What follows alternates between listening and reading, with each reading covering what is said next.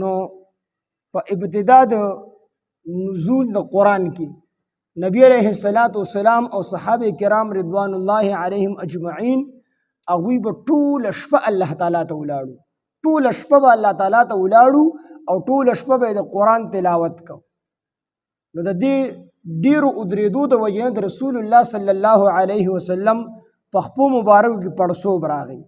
نو چې پړسوب راغی نو الله تعالی دا آیتونه نازل کړل.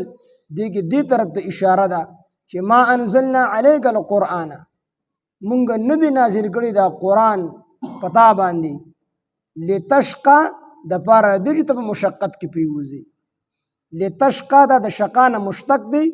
چې د دې معنی مشقت او تکلیف کې اچول دي چې نبی علیه السلام او صحابه خپل ځانونه په تکلیف کې اچولي. ټوله شپه به الله تعالی ته ولاړو او د ډیرو ادریدو د وجې د رسول الله مبارک په خپو کې پړسوب راغی. او بل نبی علیه السلام په دې غم کې و چې د کافرانو ته په کومه طریقه باندې دې ته هدایت نصیب کیږي. نو په دې باندې هم ډېر پریشان و. نو په دې آیات کې الله تعالی د نبی علیه السلام هغه دواړه مشقتونه او دواړه تکلیفونه هغه ته الله تعالی چې کوم دی لرې کړل چې ته ځان په مشقت کې ما اچوه. ما انزلنا موږ نه دی نازل کړی دا علیک پتا باندې قرآن لتشقا د پاره دی چې ته په مشقت کې پریوزي، ته ځان په مشقت کې واچې. چې کله دا آیات نازل شو رسول الله صلی الله علیه وسلم او صحابه هغوی به بیا د ابتدا د شپې په ابتدا کې لومړۍ حصه کې به خوب کو او د شپې په آخره حصه کې بیا پاسېدل، تهجد به کول او قرآن به لوستو، د قرآن تلاوت په تهجدو کې کو. نو بیا نبی علیه السلام لږ نرمي په خپل ځان کې راوسته، صحابه هغوی ځان نه هغه مشقت لرې کو، نو د شپې به خوب کو او اخیره حصه کې به پاسېدل، تهجد به کول. چې کله ابن کثیر رحمه الله فرمایل دي چې مسلمانانو د قرآن د نزول په وخت کې په ځان په مشقت کې واچو، ټوله شپه به عبادت کو. نو کافرانو دا خبره وکړله چې یاره مسلمانانو باندې د قرآن نازلېدل مصیبت جوړ شوي دي، مسلمانانو باندې د قرآن نازلېدلو مصیبت جوړ شوي، ټوله شپه ولاړي الله تعالی ته. د نبی علیه السلام په خپو کې پړسوب راغی، صحابو چې کوم دی قسمه قسم تکلیفونه د شپې تیري، خوب ولا جوټې ورکوي، خو په زور باندې ځان راویښي او د عبادت لپاره د خدای لپاره مصیبت نازل شوی دی. نو الله تعالی د هغې خبرې رد وکړو. الله تعالی دا آیاتونه نازل کړل چې دا دې ظالمانو ته څه پته ده چې دا مصیبت دی. دا ظالمان د دې نه څه خبر دي چې الله تعالی د دې قرآن په ذریعه کوم علم ورکړي، دا خو خیر او خیر، دا مصیبت نه دی، دا خیر او خیر دی. بلکې صحیحینو کې حدیث دی، نبی علیه السلام فرمایي چې من یرید الله به خیرا یفقهه فی الدین، چاته چې الله تعالی د خیر اراده ورکړي نو په دین کې ورته پوهه د دین علم ورته ورکړي. بلکې ابن کثیر رحمه الله یو دویم روایت، یو دویم حدیث،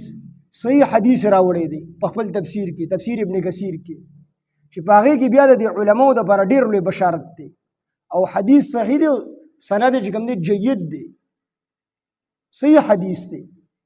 نو نبی علیه السلام فرمایي چې قال رسول الله صلی الله علیه وسلم، نبی علیه السلام فرمایي چې یقول الله تعالی للعلماء، چې الله تعالی به علماو ته وفرمایي یوم القیامت، په ورځ د قیامت باندې. کله به ورته وفرمایي اذا قعد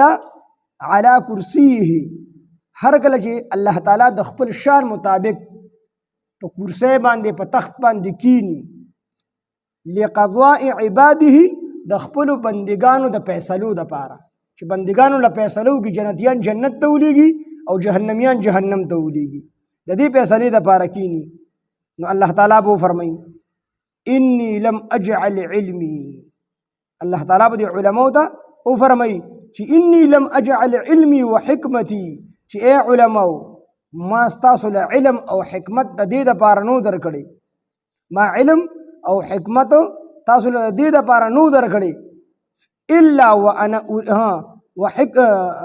انی لم اجعل علمی و حکمتی فیکم، ما تاسو له علم او حکمت د دې دپاره نو درکړی، د څه دپاره مې درکړی، الا وانا اريد، مگر الله تعالی فرمایي با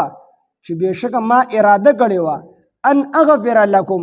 دا چې زه ستاسو مغفرت وکړم، ستاسو مغفرت وکړم، ما کان منکم، سره د هغې ګناهونو کوم چې تاسو کړي دي دنیا کې، سره د هغې ګناهونو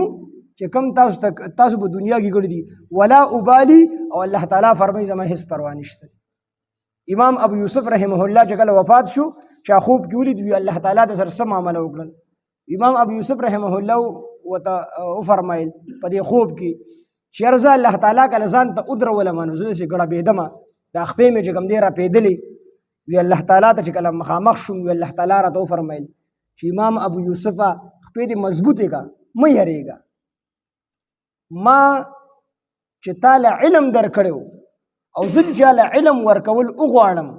نو ما په ازل کې دا فیصله کړی چې ځا سینا دا په علم په عذاب په ور باندې بیا نه عذاب وم نو کمی سینې ته چې ما خپل علم ورواچو د قران او د حدیث نو دغه سینې ز بیا په ور باندې نه عذاب وم ما په ازل کې دا فیصله کړی دا تما وبخل خدا دا چې دلته کې خشیت ور سره شته دی ګوري او علما چې هغه د الله تعالی نه یریږي یره پکې وي ځکه انما یخشى الله من عباده العلماء هغه علما چې به کې خشیت وي یره وي پکې د هغې دپاره دی دا بشارت دی چې ګناه خامخا در شی نه کېږي انسان خو چې ګناه به دې کېږي د ګناه نه پاک خو صرف